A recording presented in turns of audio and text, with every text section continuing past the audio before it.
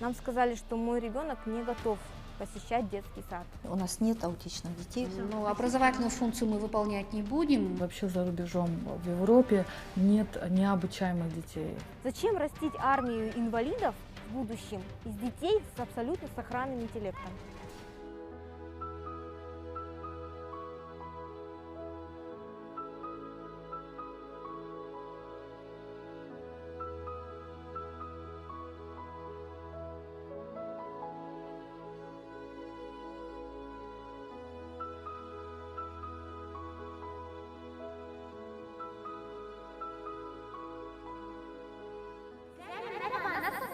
Түсінбедім?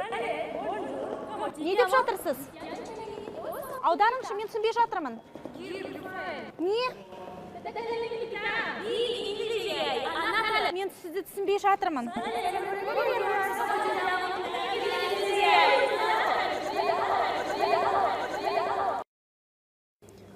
Бұл аутистердің күнделікті психологиялық күйі. Аутист балалар қоршаған ортасы мен жақындары олардан не талап етіп отырғанында түсінбейді. Олар өте сезімтал. Сондықтан да мұндай балалар үшін орта мектепте өз құрдастарымен қатар білім алу үлкен қиындық туғызады. Алдияр аутизмге шалдыққандардың бірі. Оның дертін ата-анасы 3 жасында байқаған. Бала құрдастарымен ойнаудан бас тартады. Алайда анасы Алдиярдың қатарластарынан қалыспай уақыты келгенде мектепте білім алады деген үмітте. Ата-анасы баланы республикалық оңалту орталығына кезекке тұрғызған. Алайда орталықта 1-2 ай ем алу үшін 1 жылға жуық уақыт күту керек екен.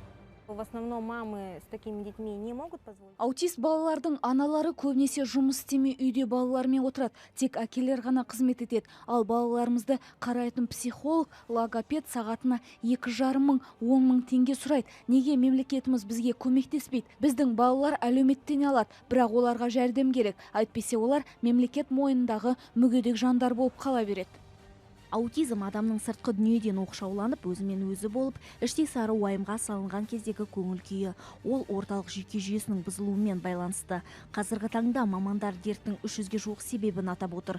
Тұқым қуалаушылық, хромосомалық зат алмасу өзгерістері, анасының жүкті немесе баланы дүниеге әкелген кезінде алған жарақаттары, нейроинфекциялар. Осылардың бәрі аутизмге себепші болуы мүмкін. Әлемдегі әрбір 88-ші бала осындай ауытқуға шалдыққан. Біздің елде де аутист балалар жоқ емес. Ресми мәліметтер бойынша олардың саны 700. Аутизм диагнозын алу үшін бала 1 ай бойы психиатриялық ауруханада жатып тексерілуі тиіс. Көп ата-ана баласын мұндай азапқа шегуден бас тартады. Сондықтан да бұл мәліметтің нақты болуы екі талай. Сондай-ақ аутистер үшін басқалармен қатар білім алу үлкен қиындық тудырады. Ал елімізде оларға арнайы оқу мекемесі немесе бағдарлама жоқ. Сол себепті мыңдаған балалар мектепке барып білім алу мүмкіндігіне қол жеткізе алмай отыр. Аутист балалардың ата-аналары бүлдіршіндерге арнайы класс ашуын сұрап, қалалық білім басқармасына хатты жазған. Алайда олардың бұл базыналары қолдау таппады. Басқармадан сырқат бүлдіршіндерге арналған оқу бағдарламасын жасау жоспарда жоқ деген бір жапырақ қағазға жазылған жауап келіпті. Это не нам, это родителям детей с диагнозом РДА. Был такой запрос.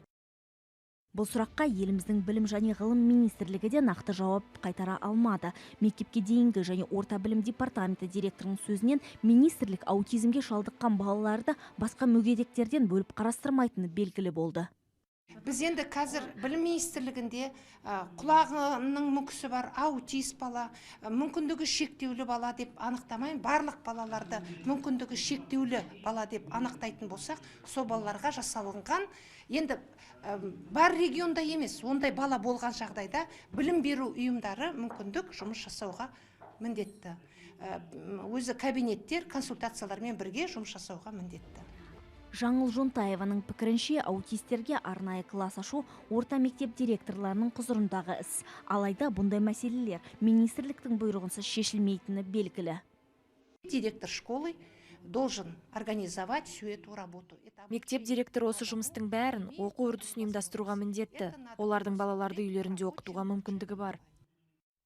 Сонда аутистер құрдастарымен қатар мектепте оқымай өмір бойы үйде отыру керек пе деген сұрақ туындайды. 2010 жылы 100 аурухана 100 мектеп бағдарламасы бойынша елордада ашылған нөмірі 65-ші мектеп гимназияда инклюзивті, яғни мүгедек пен дамуында сәл ауытқулары бар балаларды бірге оқытатын класстар ашылған. Бірақ бұл мектепте жағдай тек тән жағынан кемтарлығы бар балаларға жасалған. Ми жұмысының бұзылуына шалдыққандар, яғни аутистерге білім бере алатын мамандар жоқ екен.